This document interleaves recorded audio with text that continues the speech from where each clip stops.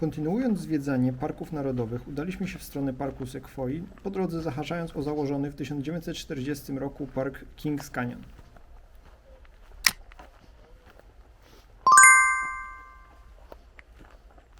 W moim odczuciu park ten nie jest równie ciekawy co park Yosemite.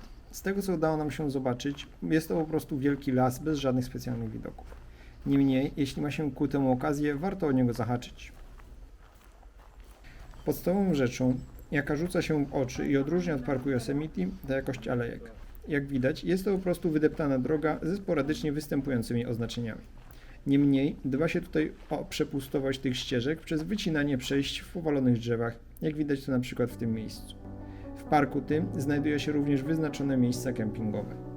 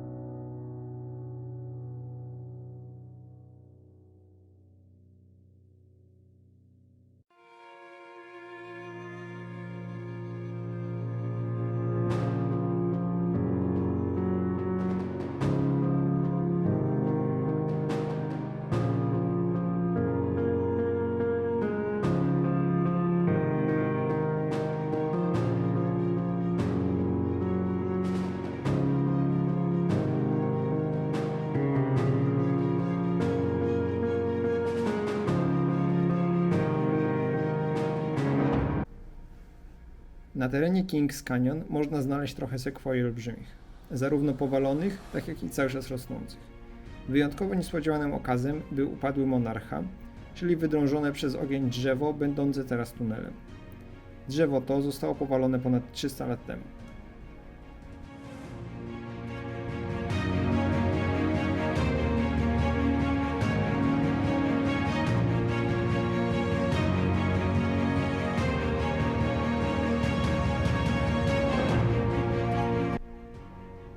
Z informacji, które udało mi się znaleźć w internecie, wynika, że kiedyś drzewo to było wykorzystywane jako hotel czy stajnia dla koni.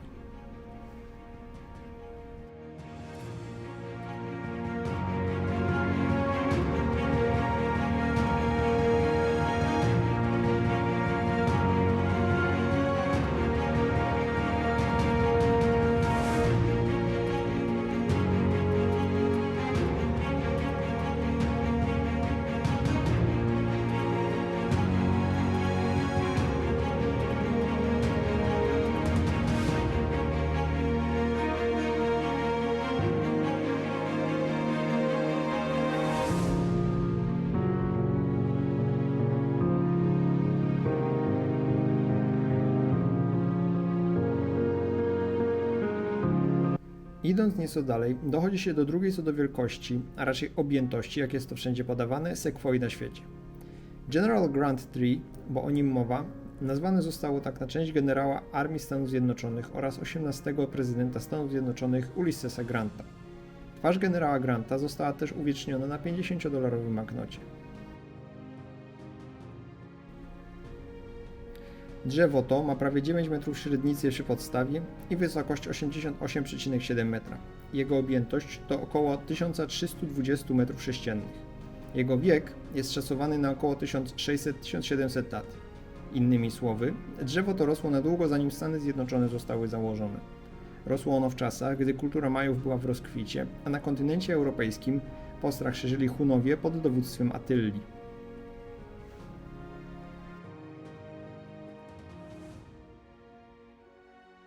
Drzewo to zostało objęte ochroną 1 października 1890 roku. Nazywane jest ono również Narodowym Drzewem Bożonarodzeniowym.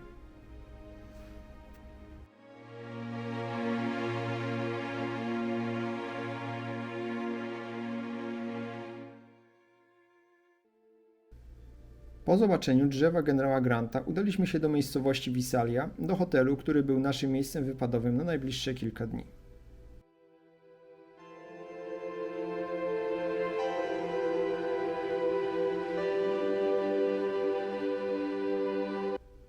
Następnego dnia udaliśmy się do założonego w 1890 roku parku Sekwoi. Tutaj widać, jakimi serpentynami trzeba było jechać, żeby się dostać na teren parku i po nim poruszać.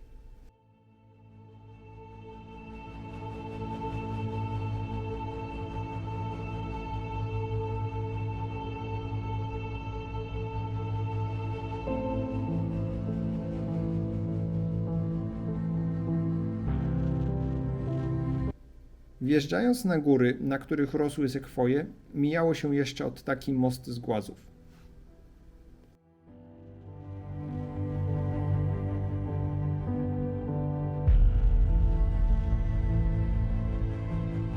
Podczas gdy w Kings Canyon udało nam się prawie zgubić, szukając znanych drzew, tak park sekwoi jest o wiele lepiej przystosowany do turystów. Świadczy o tym chociażby mijany znak, czy wybetonowane i zadbane ścieżki.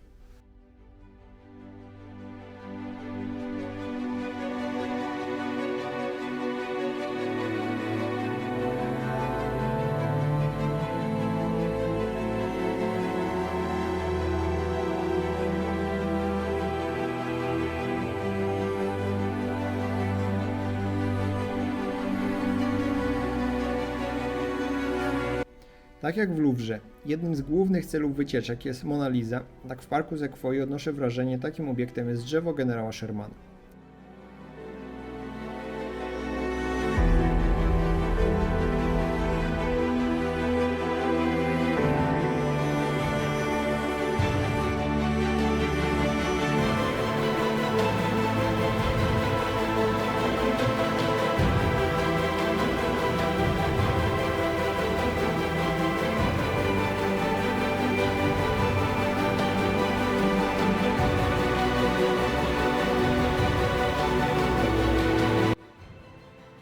Zaledwie po kilkuset metrach widać w oddali generała Shermana.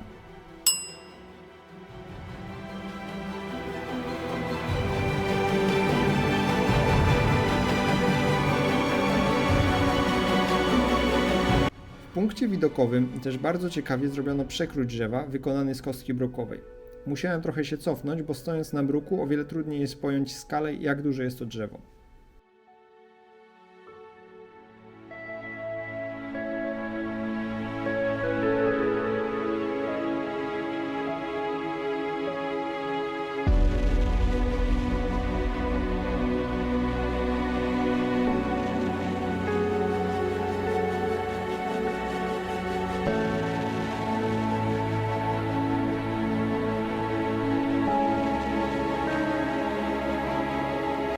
Dlaczego powiedziałem, że według mnie generał Sherman jest podobny do Mona Lisy?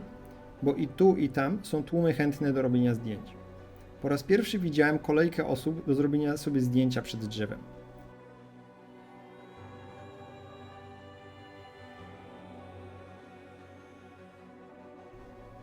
Jeśli chodzi o historię Williama Shermana, to był on amerykańskim generałem za czasów wojny secesyjnej. Co ciekawe, służył on w armii w czasie, gdy prezydentem był Grant. Drzewo to ma około 11 metrów średnicy u podstawy i wysokość wynoszącą 83,8 metra. Jego objętość to około 1490 m3, natomiast wiek drzewa szacowany jest na ponad 2300 lat.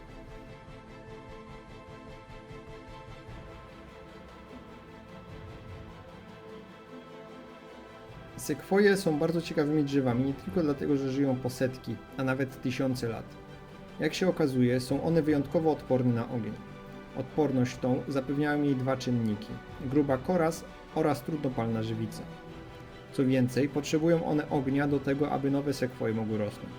Dlatego na wielu drzewach w parku widać ślady po wypaleniu. W niektórych miejscach w parku widać też było obszary, gdzie pośród wypalonych drzew najlepsza rosła sobie sekwoja.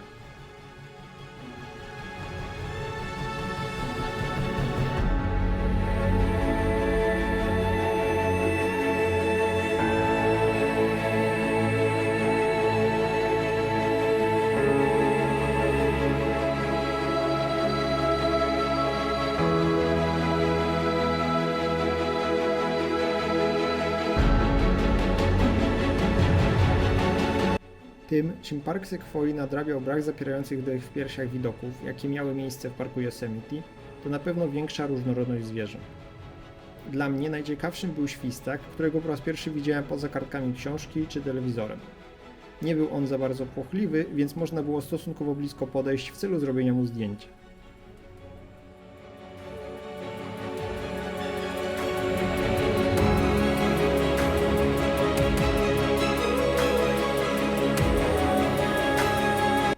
Wielu pewnie by przypuszczało, że szyszki sekwoi muszą być olbrzymie.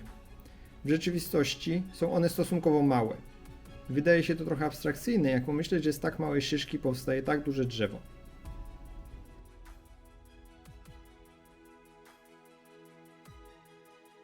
Po drodze natrafiliśmy na dwa ciekawe zastosowania pni sekwoi w parku. Pierwszym jest autolog. Jest to powalone w 1917 roku drzewo o średnicy w podstawie wynoszącej około 6,5 metra. Niegdyś można było na to drzewo wjechać, jednak z biegiem lat postępujący rozkład wymusił zaniechanie tej tradycji.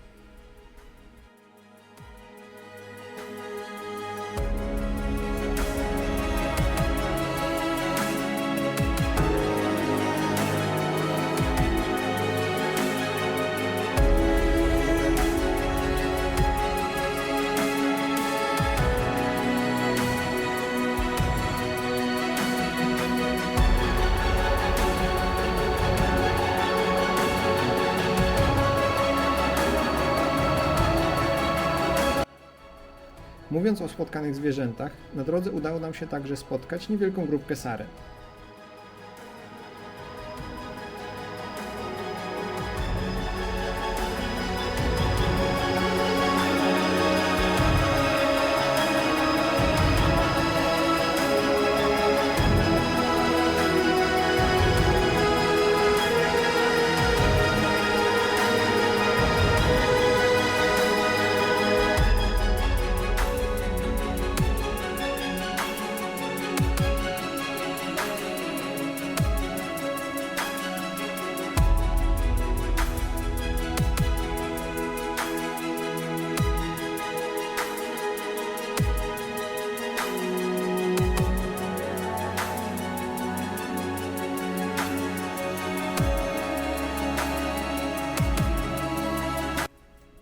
Drugim ciekawym zastosowaniem obumarłego drzewa jest tunnel log wykonany z drzewa powalonego w 1937 roku o średnicy u podstawy około 6,4 metra.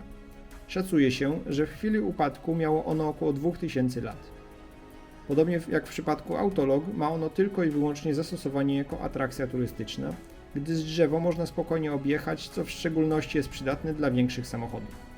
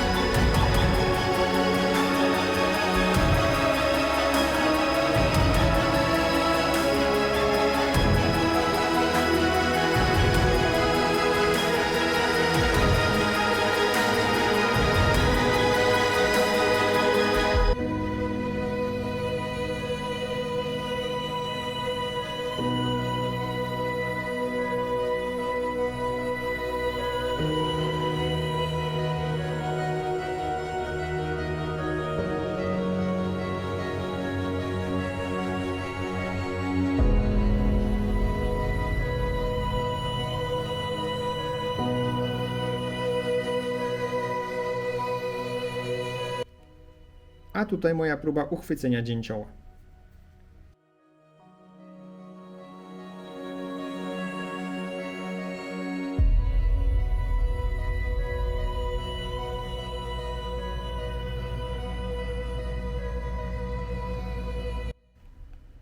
Ostatnim etapem wizyty w parku Sekwoi było wspięcie się na Moro Rock na wysokość 2050 metrów nad poziomem morza.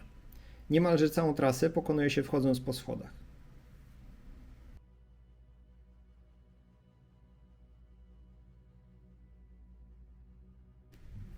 Od czasu do czasu dostępne były półki skalne, z których można było podziwiać otaczające widoki.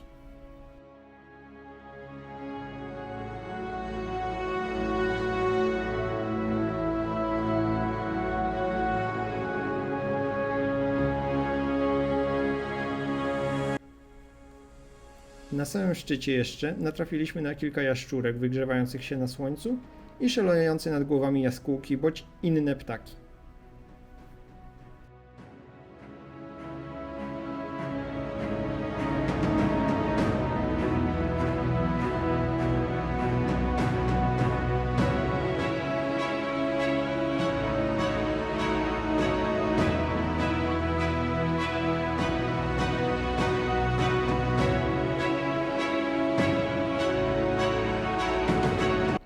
Z Moro Rock roztaczał się także idealny widok na góry w paśmie Sierra Nevada z ośnieżonymi szczytami o wysokości ponad 3500 metrów nad poziomem morza.